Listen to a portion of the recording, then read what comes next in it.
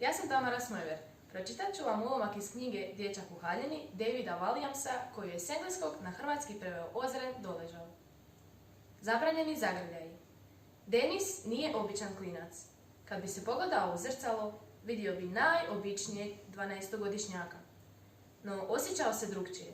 Misli su mu bile prepune šarenila i poezije, premda mu je život znao biti dozla Boga dosadan. Priča koju ću vam ispričati počinje ovdje, u Denisovoj običnoj kući, usred obične ulice, u običnom gradu.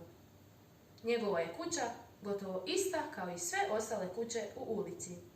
Razlikuju se samo po tome što jedna ima dvostruka stakla na prozorima, a druga nema. Jedna ima šljunčani prilaz, druga nema. Jedna u garaži ima Opel Corsu, druga Opel Astru. Sitne razlike koje zapravo samo podcrtavaju koliko su jedna drugoj nalik kao jaje jajetu. Sve je bilo toliko obično da se jednostavno moralo dogoditi nešto neobično.